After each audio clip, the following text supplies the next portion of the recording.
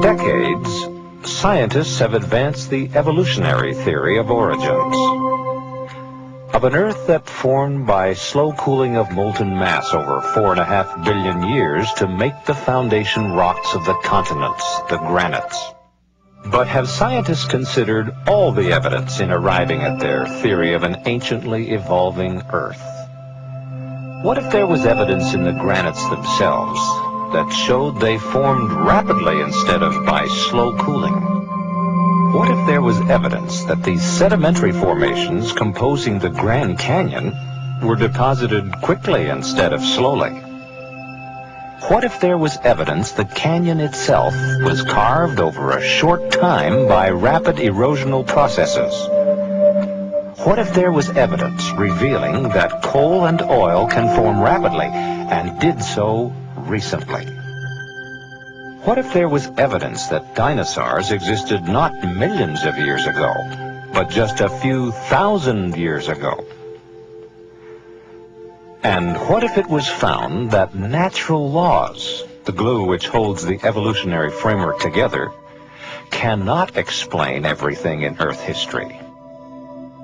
We would then be forced to consider another model of Earth history, one that would acknowledge the possibility that geological rates of change in the past were much greater than those observed today. In this scenario, it would take much less time for various geological events to occur. We would then have all the ingredients for concluding that the Earth is actually quite young.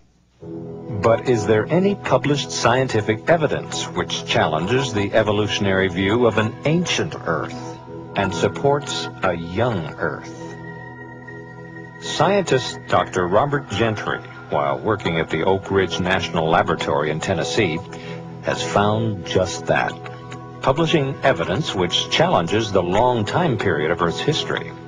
In 1977, the Research Communications Network published a special breakthrough report on the results of Dr. Gentry's scientific publications, characterizing their implications as follows. Current physical laws may not have governed the past. Earth's primordial crustal rocks, rather than cooling and solidifying over millions of years, crystallize almost instantaneously. Some geological formations thought to be 100 million years old are in reality only several thousand years old. Grant these propositions and any researcher will tell you the entire structure of the historical natural sciences would dissolve into formlessness. Few certainties would remain. Yet these very possibilities, and others equally challenging, have been suggested in a remarkable series of papers published over the past several years in the world's foremost scientific journals, Nature, Science, and Annual Review of Nuclear Science, among others. From Research Communications Network, Breakthrough Report 1977. Part of Dr. Gentry's work referred to in this quote pertained to his work with coalified wood from what is known as the Colorado Plateau, a broad geographical region encompassing parts of Colorado, Utah, Arizona, and New Mexico. Using the microscope and more advanced laboratory equipment, he analyzed these specimens of coalified wood for various types of radioactivity. His results help us to understand how long it takes coal to form, the age of the coal, and the age of the Earth itself.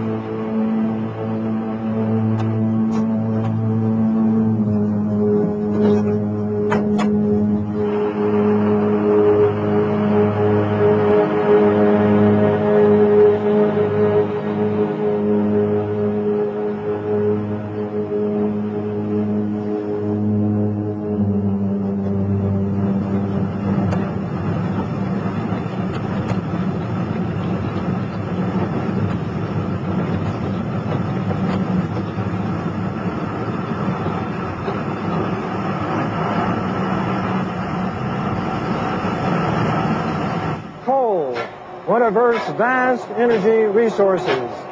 Before we can answer the question as to the age of coal and the time of its formation, we need to ask the question, where did coal come from? Here in this coal mine in Price, Utah, we have the answer. Here is a log, almost completely turned to coal. There are thousands of such logs in this mine and in other mines here in the Price area. This fact tells us that given the right conditions of pressure and temperature and water and time, that wood and other vegetation will turn to coal. The question is, how long did it take for that to happen? Robert Gentry and his son David, an associate in his father's work, explore this topic together. To answer this question, we need to look at coalified wood specimens from uranium mines instead of coalified wood, like this log, from one of the coal mines here in the Price, Utah area. This coalified wood specimen comes from La Salle, Utah, a uranium mine. Its presumed geologic age is around 140 million years. This specimen of coalified wood comes from a uranium mine in the Temple Mountain area here in Utah. Its presumed age is also 140 million years. But look how closely this specimen resembles this other piece of wood. They're nearly identical. It's interesting to note that this other piece of wood was derived from a fresh piece of wood like this, just a few weeks ago. This close similarity raises an important question.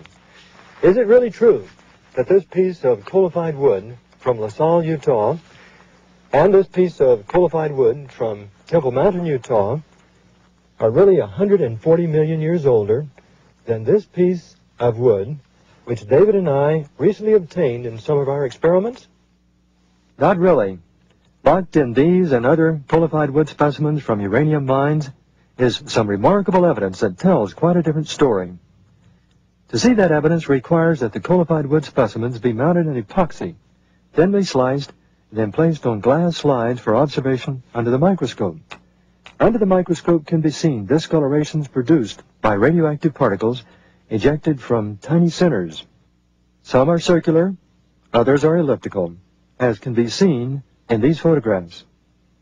These circular and elliptical halos required a special sequence of events to form, so special in fact that they completely overthrow the idea of an ancient age of coal, pointing instead to coal's recent formation, geologically speaking. How recently? In 1976, I published my results of the studies on these logs in the October 15, 1976 issue of Science. Here's what I said in this report. Such extraordinary values, referring to these lead-uranium ratios, admit the possibility that both the initial uranium infiltration and coalification